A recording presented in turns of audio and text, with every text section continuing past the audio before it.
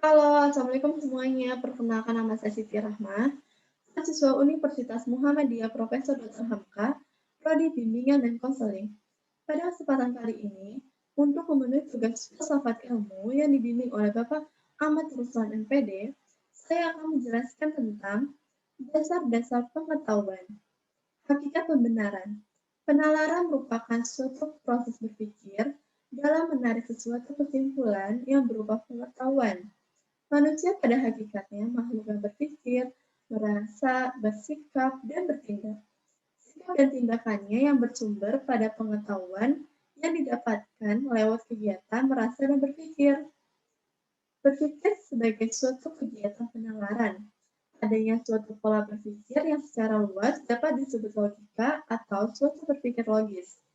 Bersifat analitik dari proses berpikirnya, cara berpikir yang non-analitik yang berupa intuisi dan perasaan.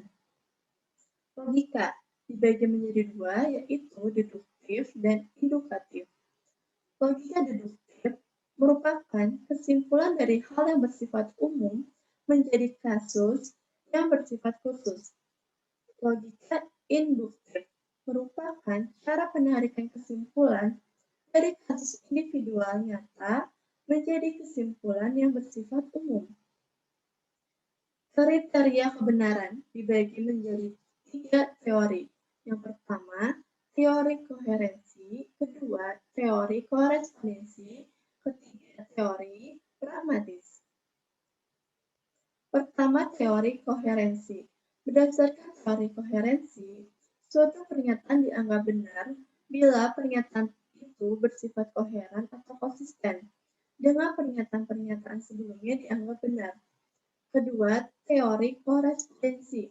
Bagi penganut teori korespondensi, maka suatu pernyataan adalah benar jika materi pengetahuan yang dikandung pernyataan itu berkorespondensi atau berhubungan dengan objek yang dituju oleh pernyataan tersebut. Ketiga, teori pragmatis. Bagi seorang pragmatis, maka kebenaran suatu pernyataan diukur dengan kriteria apakah pernyataan tersebut bersifat fungsional dalam kehidupan praktis. Kaum rasionalisme. Mereka yang berpendapat bahwa rasio adalah sumber kebenaran mengembangkan paham yang menyatakan paham yang kemudian. Kaum empirisme. Mereka yang menyatakan bahwa fakta tertangkap lewat pengalaman manusia. Sumber pengetahuan. Yang pertama ada omnibus dubitandum, segala sesuatu harus diragukan. Rene Descartes. Kedua, kebenaran adalah pernyataan tanpa ragu.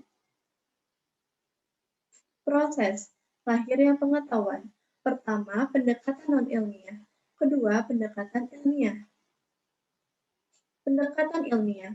Pengetahuan yang diperoleh dengan pendekatan ilmiah didapat melalui pendekatan ilmiah dan dibangun di atas teori tersebut. Pendekatan non-ilmiah. Penemuan kebenaran secara kebetulan, penemuan kebenaran dengan akal-akalan, penemuan kebenaran secara intuitif, penemuan melalui usaha coba-coba, penemuan kebenaran melalui kewibawaan, penemuan kebenaran secara spekulatif, dan penemuan kebenaran melalui wahyu. Terima kasih telah menyaksikan video saya. Kurang lebihnya mohon maaf. Wassalamualaikum warahmatullahi wabarakatuh.